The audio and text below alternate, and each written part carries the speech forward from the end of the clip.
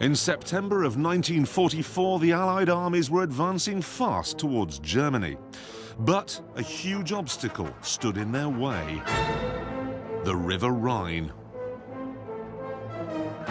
An audacious plan to capture 8 of the bridges across it in one fell swoop started well. But everything went disastrously wrong with the final quarry: the bridge at Arnhem.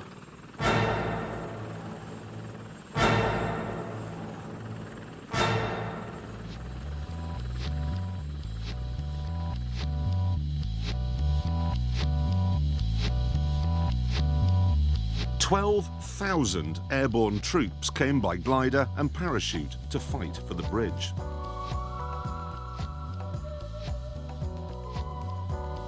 It was the biggest airborne assault ever. But it didn't work.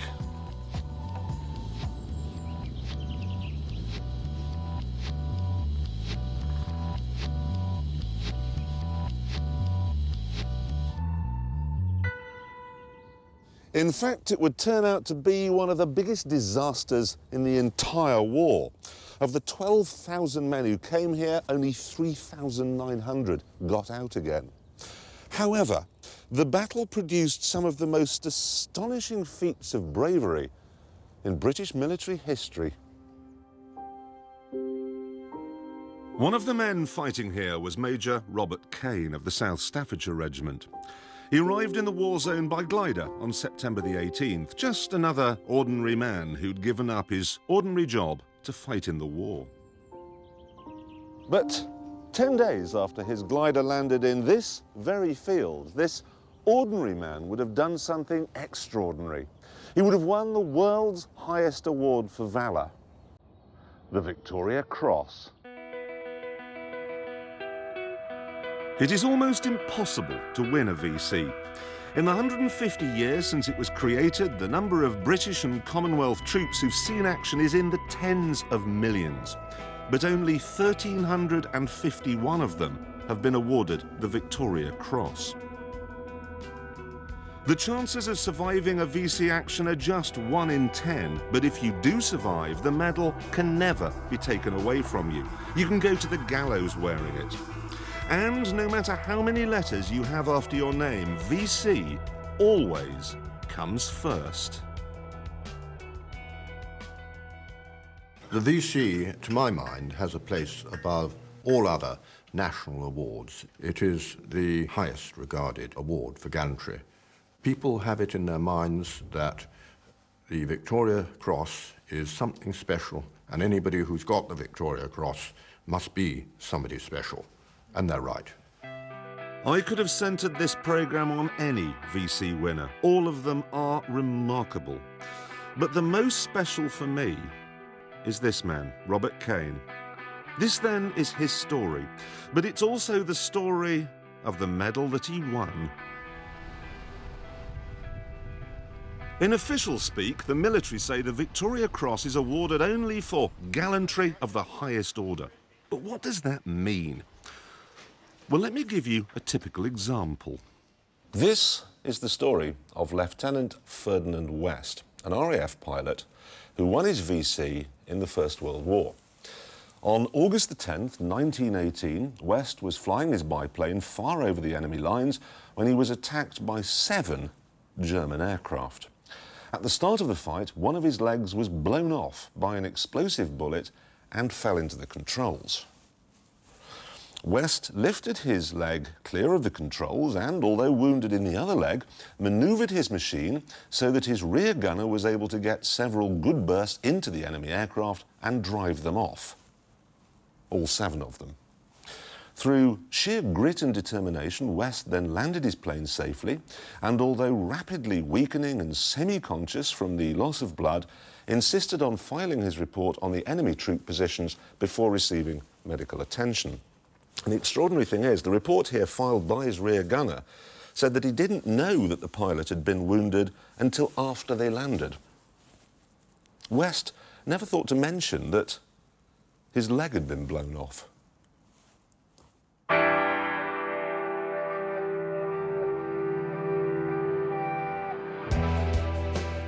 The story of the VC began 150 years ago when Britain was in the thick of another empire-building dust-up, the Crimean War. There was huge bravery, but the system for rewarding this gallantry was a shambles. The medals that did exist were only for officers of a certain rank. There was nothing for the common man. Sometimes an ordinary soldier would be mentioned in dispatches, but that was no good because army commanders tended to list everyone who'd taken part. It was a bit like passing your chartered accountancy exams today. You get your name in the paper, but so does everyone else. The Crimean conflict, however, saw the advent of a new weapon to fight the cause of the foot soldier, the war correspondent.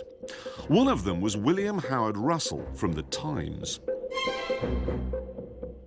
His stories from the front line meant that for the first time, people back home could read accounts about the immense bravery of the bloke next door. One of the people who read these reports was Captain Thomas Scoble, an MP, who proposed a motion in the Commons on December the 19th, 1854, that the Queen should create some kind of medal, an order of merit, he said, for distinguished and prominent personal gallantry, to which every grade and individual, from the highest to the lowest, may be admissible.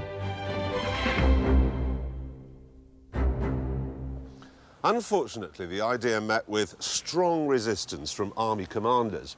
They argued that the success of the British Army was based on the discipline of its formations, and they didn't want a medal that recognised individual acts of heroism in case it encouraged soldiers to break ranks and disappear off on their own. However, the top brass was about to be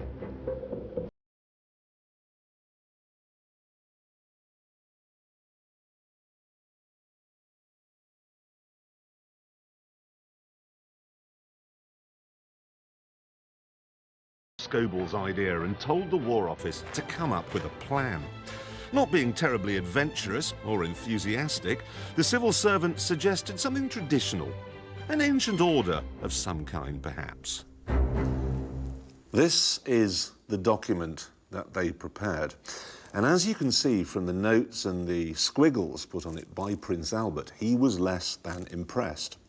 You can see here he's crossed out this bit where it refers to the order because he didn't want it to be seen like joining a Masonic lodge. Here in the margin, look, he's actually referred to it as a cross granted for distinguished service, which will make it simple and intelligible. That is very forward-thinking for the time. And here, he even suggests a name for it: the Victoria Cross.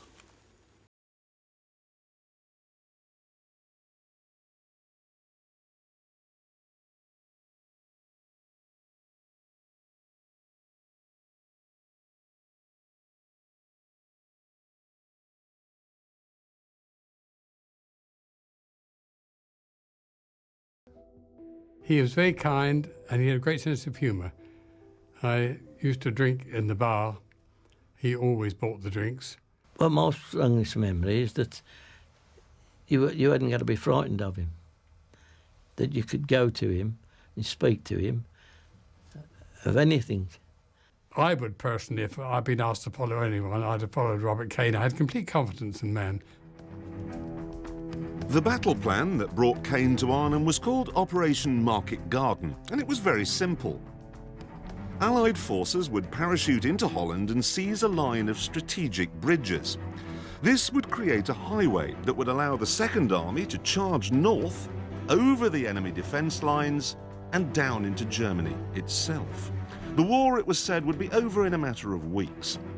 Now, the most difficult bridge to capture would be the one furthest north in the Dutch city of Arnhem.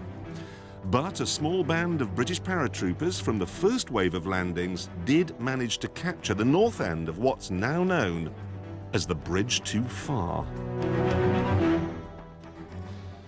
Major Cain arrived in this field 24 hours after the first landings. There'd been a problem with his glider back in England, but his job remained the same. He had to get his company of 22 men to the bridge as fast as possible to help out. Sounds simple, but it wasn't. First of all, the whole point of airborne troops is surprise. You don't know they're coming until they're there.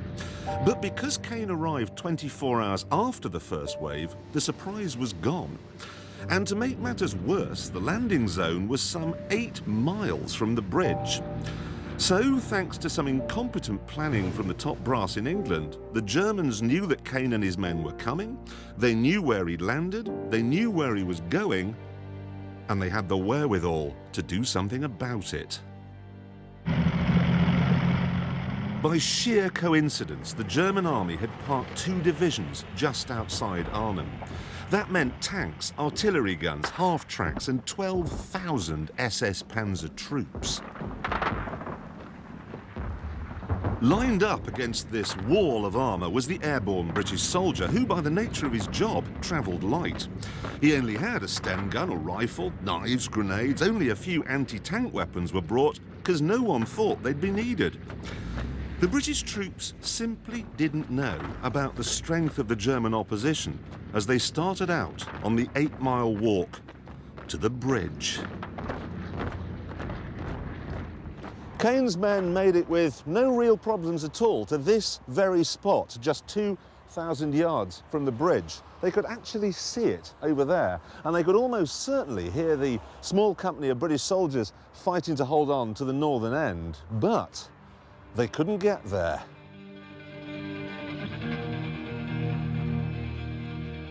The Germans had had all the time in the world to get ready, and they were ready.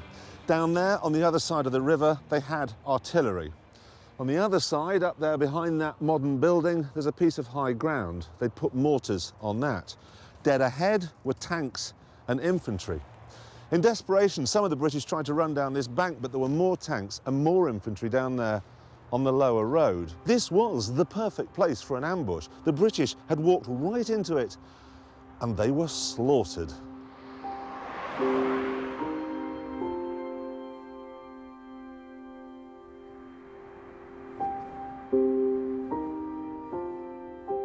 Of the 400 South Staffs who fought here, only 100 would escape.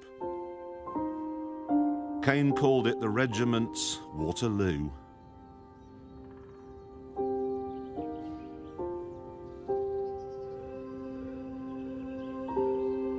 Two of his close friends were among the casualties, and in his diary he wrote, "For the first time since childhood, tears sprang in my eyes. I turned away, swallowing hard, and with rage in my heart." It must have been a savage kind of rage, because on his way back down this road for more ammunition, he ran into a party of 5 Germans. And even though he was alone, he opened up with his Bren gun and killed all of them.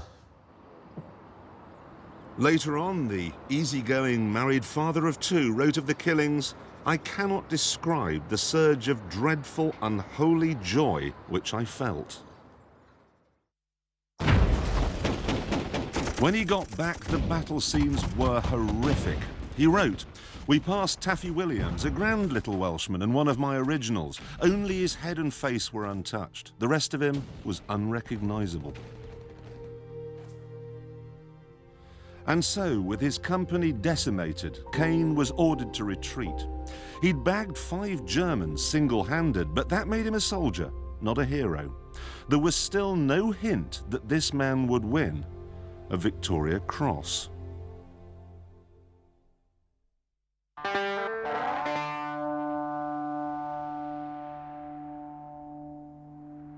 This, the world's ultimate medal, was deliberately designed to be simple. In fact, when it was unveiled in 1857, the critics were horrified. The Times called it poor-looking and mean in the extreme.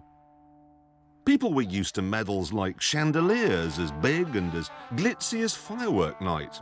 It was always assumed that the grander the medal, the brighter it should be.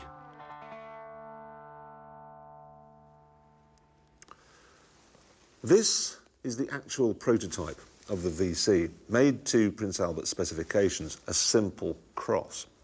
Now, when Queen Victoria saw it, she loved it. In fact, if we look on a real one, which I've got here, we can see the only change she made is to the bar. She added some laurel leaves and a little V.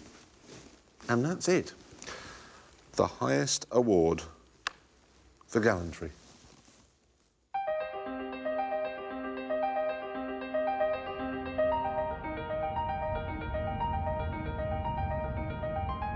Strangely, the metal from which all VCs are made is not kept at the palace or under the Bank of England. It's to be found here, at an army supply base near Telford in Shropshire.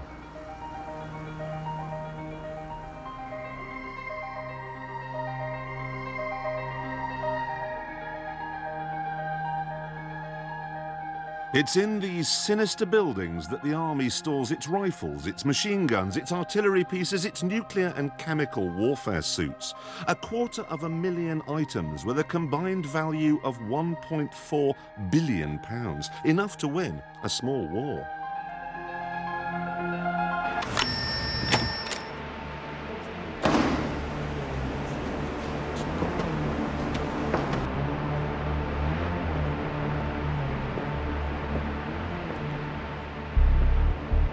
Bear in mind that what you're looking at here is just one aisle, and there are 8 aisles in every unit, and there are 4 units in every building, and there are 20 buildings.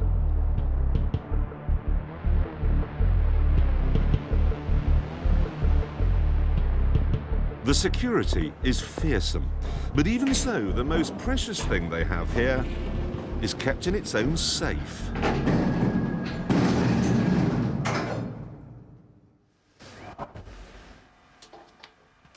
A safe with its own alarm and its own all-seeing CCTV camera. This is it. It's a lump of bronze from a Chinese-made cannon that was captured from the Russians at Sevastopol in the Crimean War. And it's from this lump of metal that all Victoria Crosses are made. Hancocks have made the medal since the day it was created, and it's always given their craftsmen a bit of a headache. It's made of very insignificant, valueless metal. The metal itself is, I suppose the right word is unstable. It's not nice metal, like pure copper or pure silver or pure gold or even pure bronze. It comes, as most people seem to know, from cannons which were captured. So it's already been used once, and the more often you use it, the less stable it becomes.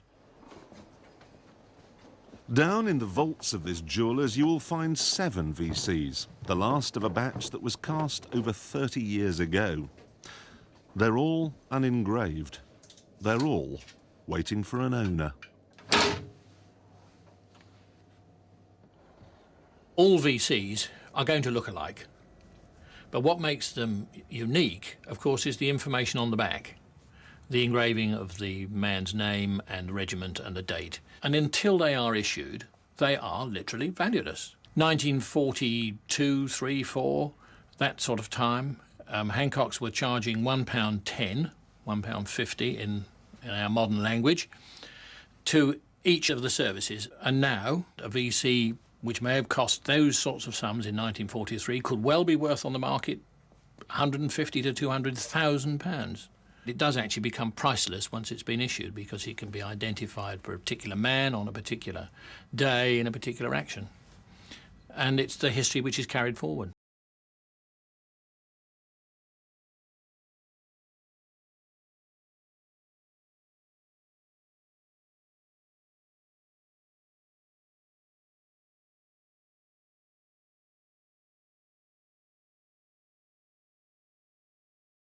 Major Robert Cain's VC story was about to begin.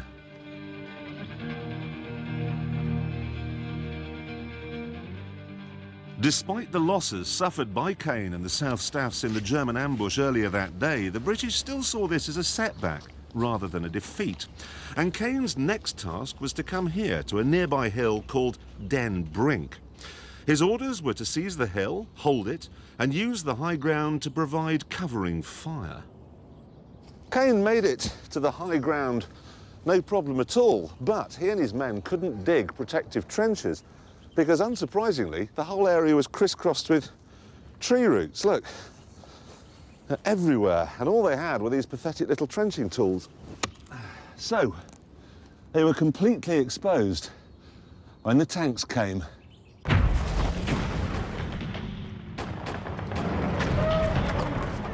It was another massacre. Tank shells and mortar fire rained down on Cain's men, who couldn't find any protection in the ground. For the second time in a day, he was forced to retreat, writing later, "It would have been a sheer waste of life to stay there. I felt extremely dejected. I knew our particular effort to get through to the bridge had been a failure."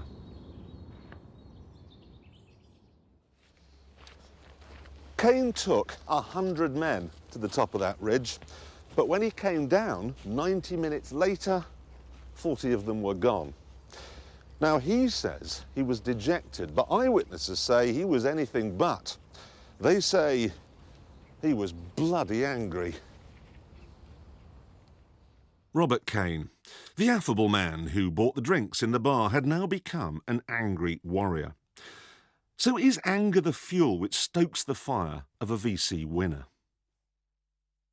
Many VCs are won in the heat of the moment, and undoubtedly the adrenaline gets going and inspires people, but their emotions will come up to the top, and anger is likely to be one of them, because it will they've been seeing their own people being killed. But I believe very firmly that a VC winner has complete focus on the job in hand. And he may have these emotions, but he's got them under control. Anger without being under control is a useless emotion to have. But anger controlled and directed towards defeating the enemy is a most effective weapon. This man is a classic example. In November 1965, Rambahadur Limbu, a Lance Corporal in the Gurkhas, was fighting in the Indonesian War. During one battle, he ran across 60 yards of open ground, completely exposed to a hail of murderous machine gun fire, so he could rescue a wounded soldier. It seemed to one lookers like a suicidal run the first time, but then he did it all over again to come back with a second soldier. And then again for a third time to retrieve their Bren gun, which he used to charge down and kill the enemy. He won his Victoria Cross in just 20 minutes, and afterwards said that it was the anger of seeing his friends wounded that had driven him on.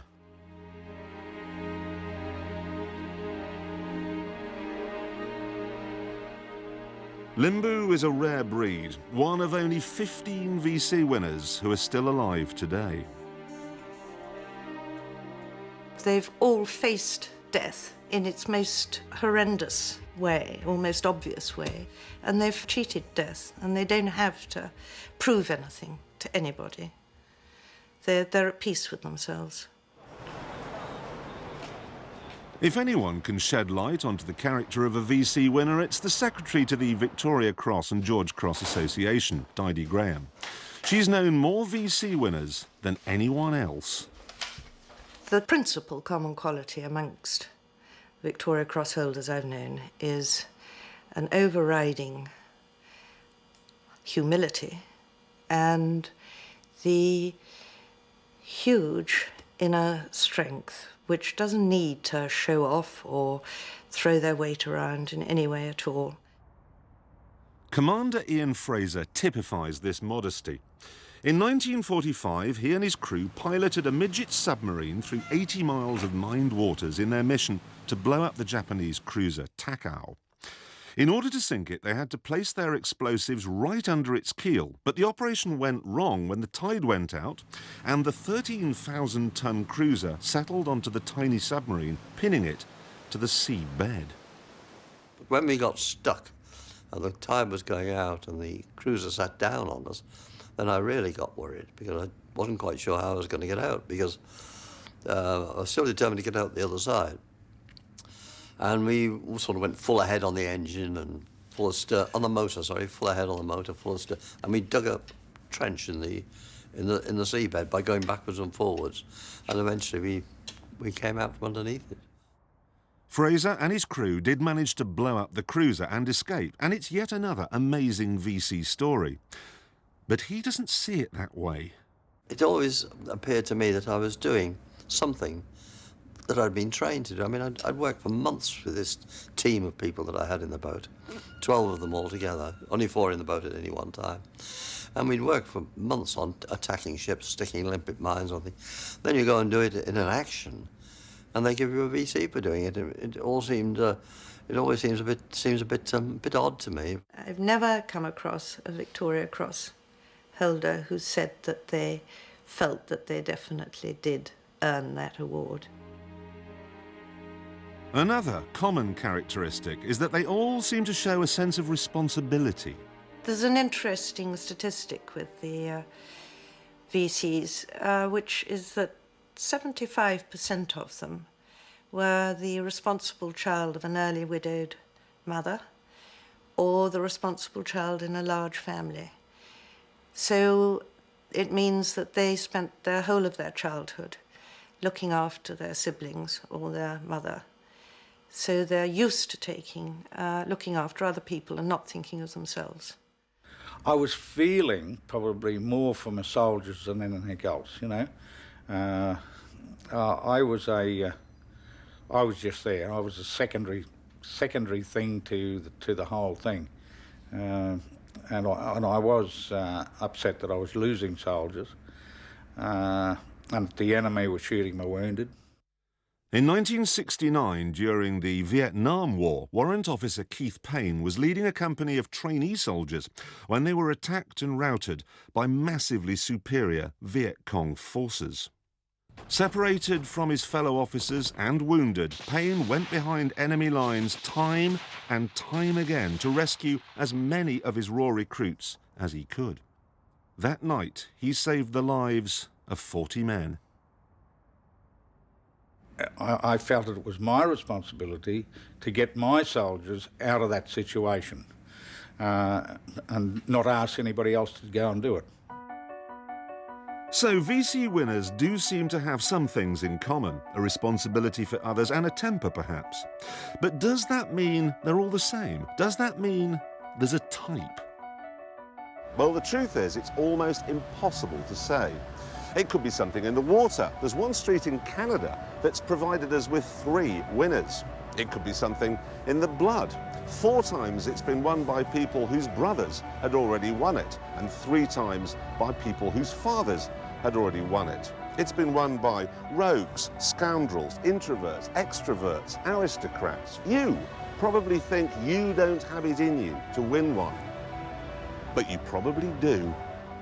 Once people do meet us, we're just ordinary people. They know we're ordinary people, and we're, you know, shave and all the rest of the things that people do. But I think they also recognise the fact that we've been tested and stood up to the test. In Holland in 1944, Major Robert Cain had been tested twice. But worse was to come. This was the picture at Arnhem. 40 miles to the south, the Second Army, seen here in red, was bogged down. And with reinforcements unable to get through, the men holding the north end of the bridge were soon to surrender. Cain and the remaining airborne troops were ordered to pull back 3 miles west to the village of Oosterbeek. A horseshoe of defences was then erected in the hope of holding off the Germans until the Second Army could break through. So, picture the scene. Try to put yourself in the head of someone who was here that day. You were part of the largest airborne assault ever, but your mission has been a complete failure. That's the first thing. You were supposed to have been here 2 days, but you've been here for 4. You landed with 12,000 men, but at this point only 3,900 are left. So it's almost certain that you've watched close friends get killed. You've been fighting pretty much non-stop for those last 4 days, so it's unlikely you've had any sleep. You've no food. You're low on ammunition, and the Germans have cut off the water supply to the village that you're holed up in.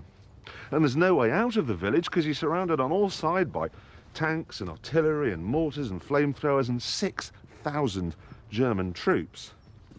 And then someone gets a radio working, and you find out that the Second Army, which was supposed to have been here 2 days earlier, is still 5 days away.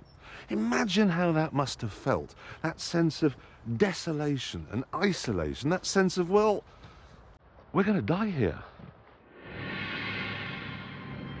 To make matters even worse, the RAF was dropping vital supplies of food and ammunition at prearranged landing zones, not realising they'd been overrun by Germans. The British soldiers in Oosterbeek actually watched almost 90% of the drops fall into enemy hands. So the Germans must have felt optimistic, but they were reckoning without Robert Cain. His job was to defend the tip of the horseshoe by the river. This was the short straw, because if the Germans came through here, they'd cut everyone off, and the Brits would be finished. That night, an eerie silence descended on the bridge. Everyone knew that meant the British holding the north end had finally surrendered, and as a result, the Germans could now turn all their attention to the siege of Oosterbeek. What's more, as the British forces grew weaker, the Germans were being reinforced with men and equipment from home. Equipment that included their most formidable battle weapon.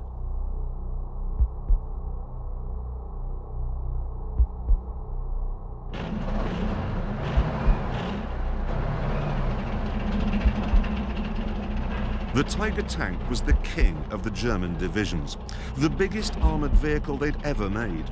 It weighed 57 tons. Its armour plating was 4 inches thick. The shells it fired were from an 88mm gun. It could blow anything to Kingdom Come with complete impunity. And a herd of them was headed straight for Cain's position. On the second day of the siege, a Tiger tank rumbled down the street at the top of that bank over there. Now, Major Cain was down here on this piece of waste ground, armed with a Piat gun. Now, British troops hated these things. It was a botched piece of design. It was heavy, it was ungainly, it was inaccurate, and the shell it fired was virtually useless against all known sorts of German armour. And those were the good things about it. The bad thing was trying to cock it. You had to stand on the end like that and then pull it up to tighten the spring, which isn't so bad now because the spring's 60 years old and quite weak. But back then that would often take 2 guys. And then, once it was done, you had to seat the shell, which meant feeding it in like this. It's immensely fiddly even today. So what it must have been like when you had 50 tons of Tiger tank bearing down on you. Isn't bear thinking about. Cain managed to load the Piat by himself and take up position behind a little hut. He waited for the Tiger to be 30 yards away, took aim and fired. It was a good shot. The shell went right underneath the tank and blew up, causing no damage whatsoever.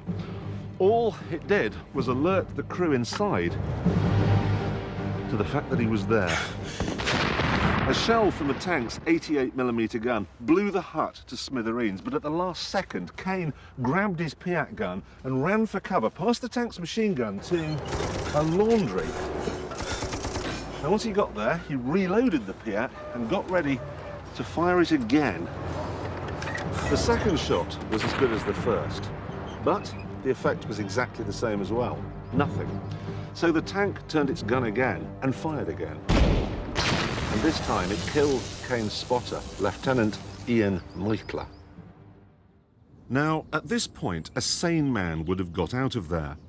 But you've got to remember, Cain had lost 100 of his men by this stage. He wasn't in the mood for getting out.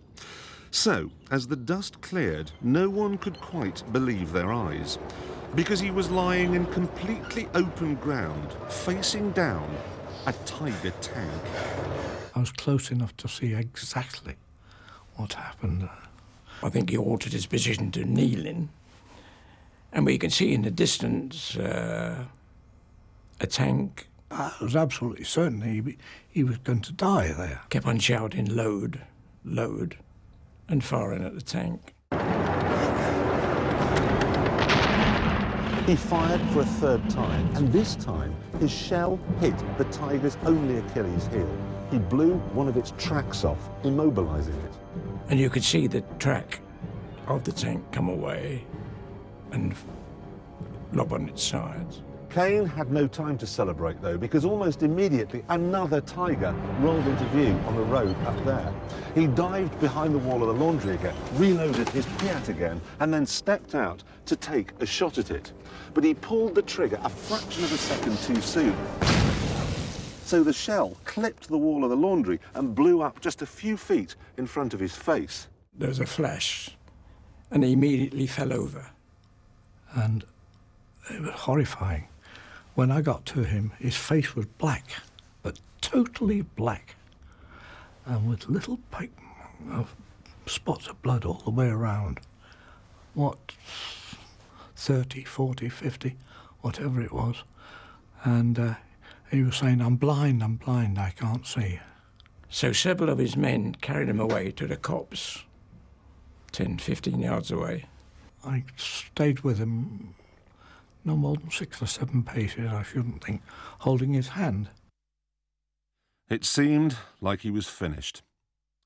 But 45 minutes later, he was back. His sight had returned, and that was enough. The shrapnel wounds he would cope with. And this chap came out of the copse with his face blackened. And he got down immediately on the pier gun.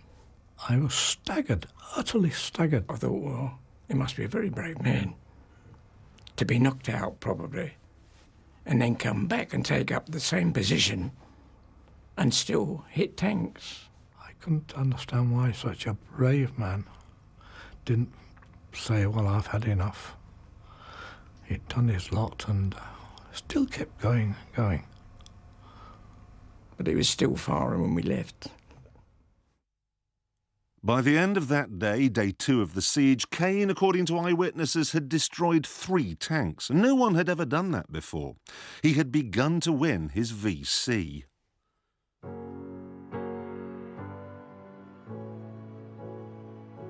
This lump of bronze is only big enough to produce 80 more medals.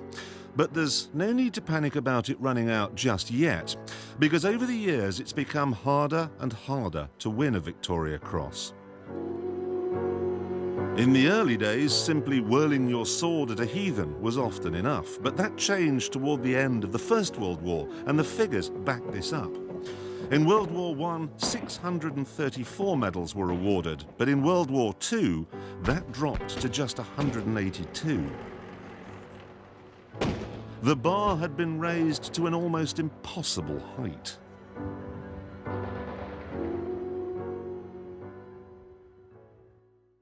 During the Arnhem battle, a glider pilot called Lieutenant Mike Dauncey found himself defending a sector very close to where Robert Cain was. Here's the report. It says the position was continually attacked by superior forces of enemy tanks and infantry. On 3 occasions, the enemy overran the sector, necessitating a counterattack. Dauncey led each sortie with such determination that the positions were regained with heavy loss to the enemy. In the face of heavy small arms and mortar fire, he personally attacked machine gun posts with complete disregard for his own safety. The next day, the Germans attacked again with tanks and self-propelled guns. This time, Dauncey lost the sight of one eye. In spite of the pain, though, he refused to be evacuated. And then on the next day, they came back with tanks again. His men withdrew, and he was left alone, facing down a tank. He threw a gammon bomb through its hatch and blew it up. Now, for this, he was recommended for a VC, but they turned him down. That's how hard it had become to win one. Since the end of the Second World War to the present day, only 11 VCs have been won, and this creates a problem. The fewer VC winners there are, the greater the burden of living in its spotlight. I'd sooner have back with me the pals, my buddies, my comrades back with me, rather than any medal.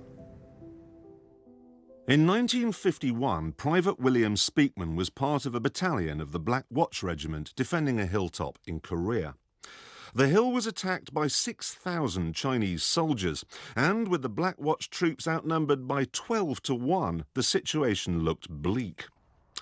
But as the hill was about to be overrun, Speakman appeared like a 6'4" human grenade launcher. And I thought, well, all this stuff has been done. We've primed them. I might as well use the bloody things, you know. So that's it. And we went up there and we just did it. 10 times he went back for more grenades, and then when they ran out, he lobbed beer bottles and ration tins at the Chinese, anything he could get his hands on. Eventually the attack was broken, and Speakman was a hero, but he found it hard to cope with the attention the VC brought. He told one reporter that the medal made him feel like a freak in a freak show. Sometimes it gets a little bit too much. Not sometimes, a lot of the time it gets too much. People try to do something for you. They're trying to say thank you in their own little way. They say, well, tell me what happened. You either don't want to, or sometimes you just say, well, no, I've forgotten all about it now. And that's the truth. It's a bit overwhelming for an ordinary person. The difficulty with the Victoria Cross, or an award of that standing being awarded, is you were just beginning to get over the shock and the horror of what you've been through. And then you're given this award and you have to relive it all over again, probably for the rest of your life, because people will be asking you about it for the rest of your life. They're just incredible people. I'm being soft about them, because they were tough men in their day. But when I first started being involved with the association, there were 450 alive, and now there are only 15. So there's been a lot of sadness. But we've had some incredible times together.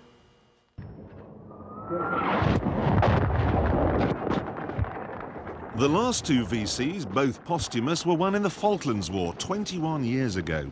And the reason it's been such a long time is quite straightforward. Modern warfare with remote-control weapon systems arguably separates you from the enemy in a way that hasn't happened in past wars. It gives you an idea of how rarely you can justify a VC and how infrequently the opportunity, and it doesn't need an opportunity, the opportunity to win a VC comes past your door. The days of soldiers sticking their heads above the parapet and taking out half the enemy with nothing but a fruit knife are gone. The days of soldiers like this man, Gurkha rifleman Lakiman Gurung. In Burma, on May the 13th, 1945, Gurung was manning the most forward post of his platoon when 200 Japanese soldiers attacked the position. Grenades were thrown into his trench, which Rifleman Gurung snatched up and threw back. Unfortunately, the third grenade exploded in his hand, blowing off his fingers, shattering his right arm, and severely wounding him in the face, body, and right leg. For the next 4 hours, wave after wave of fanatical attacks were thrown in by the enemy, and all were repulsed, even though Gurung, alone in his trench, had to load and fire his rifle using only his left hand. Of the 87 enemy dead counted in the vicinity after the battle, 31 lay in front of Gurung's position. 31.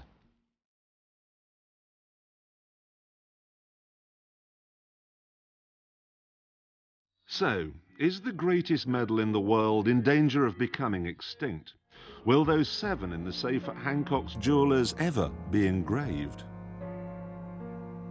I think it would be quite wrong to say that there will never be an opportunity for a Victoria Cross to be won in future warfare. There will be opportunities. There will always be personal braveries in an intensive operation, a long drawn-out operation, that deserves that reward. There would be certainly plenty in this generation who would be candidates for being awarded the Victoria Cross. Courage isn't lost from mankind.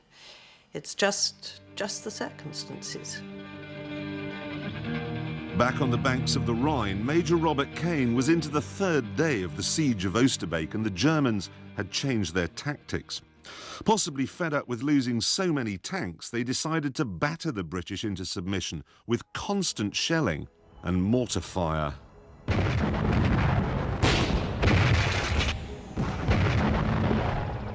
The Germans, by this stage, had ringed the British positions with 100 artillery guns, along with 12 of the dreaded Nebelwerfers, multi-barreled mortars which fired 6 bombs at a time.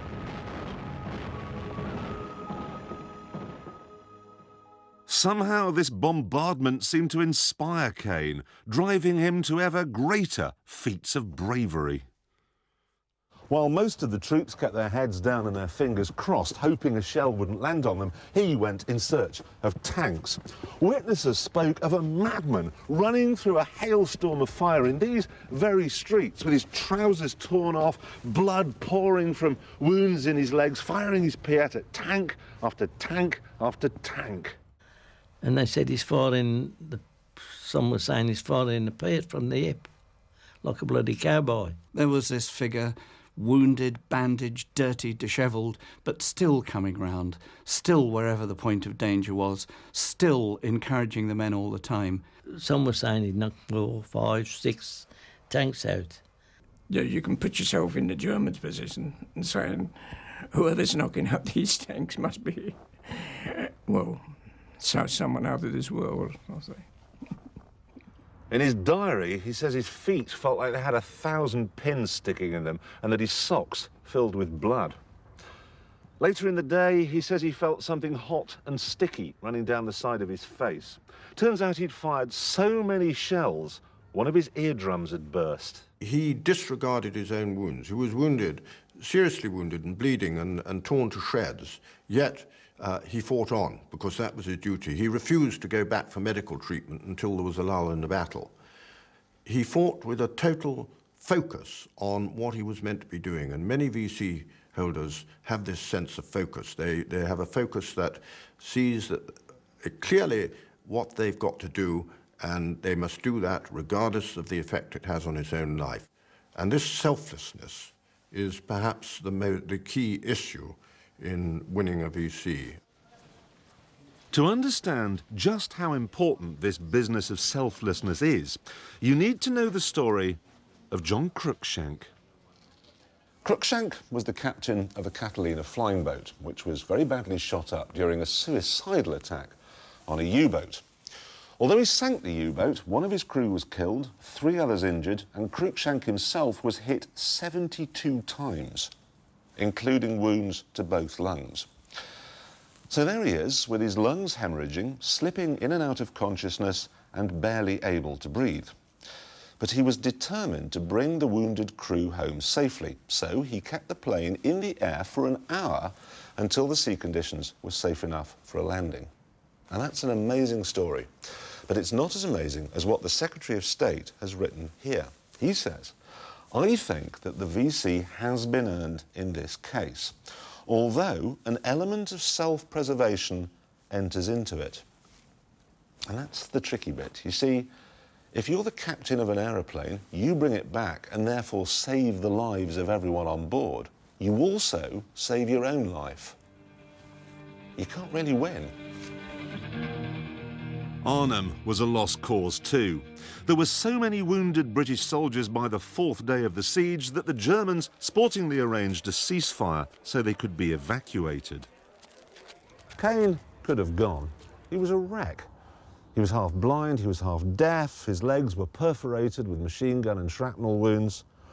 But he chose to stay, and that meant he was still here on the 5th day of the siege.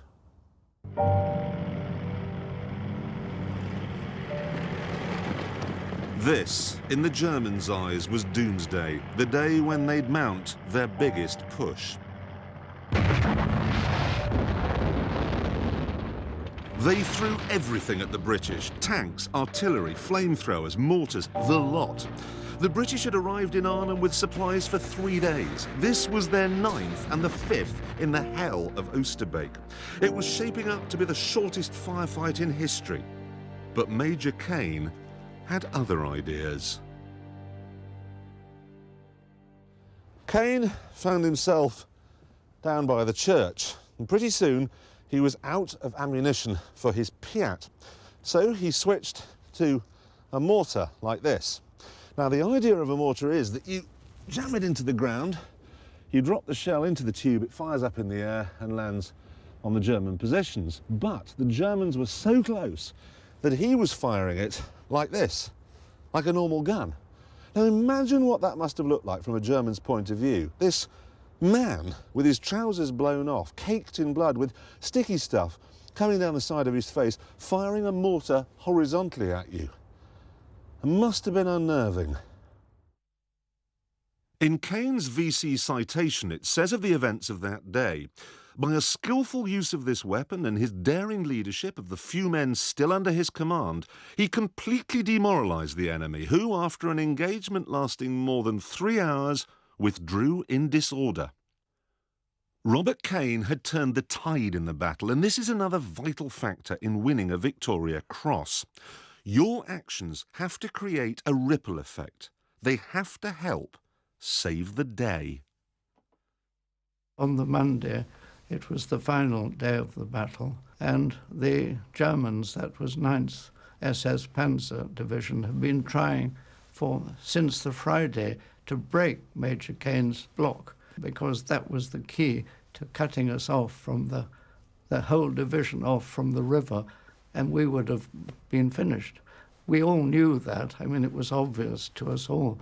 But he made sure that they didn't get through, to his great credit. His action had tremendous impact on the troops as a whole, and probably helped them keep their resolve and help win the battle out of proportion to the size of his own personal command. It was the most wonderful example to everyone. A major firing at tanks is something you don't hear of, really. We all wanted to emulate him, of course, which we tried to do to our best ability. The effect that Major Robert Cain had on the men was obviously his leadership, and the fact that they were on the defensive, but he was moving, he was showing himself, he was rallying where there was the greatest danger, and that has the most huge impact upon people who have just got to stay there and endure and be brave. They need something to focus upon. He was that focus. He led by example completely. I mean, I'm sure that whoever got back over that river of the South Staffords could owe that fact to Bob Cain. Nobody else, because it was his example that rallied them.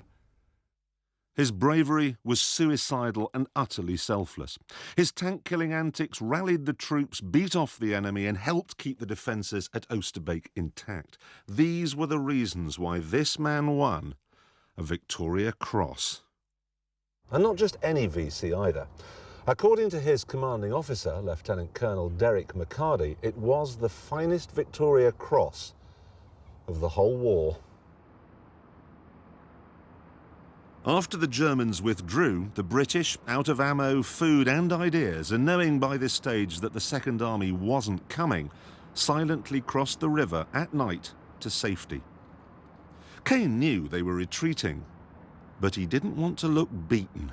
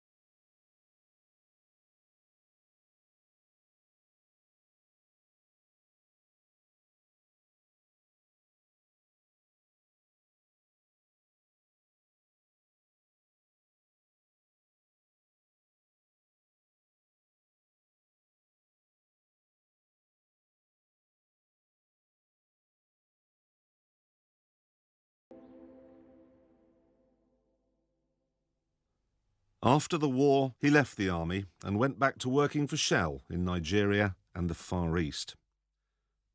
He died of cancer in 1974. Sadly, that meant I never met him, which is a shame for two reasons. Firstly, because I'm absolutely fascinated by VC winners, and secondly, because I'm married to his daughter. She didn't even know he'd won a Victoria Cross until after he'd died. He never thought to mention it.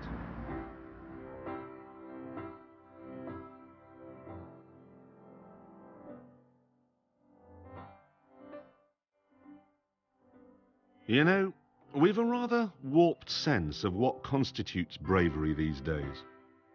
I mean, even David Beckham is called a hero for scoring a penalty. But when you look at VC winners and hear their stories, well, enough said.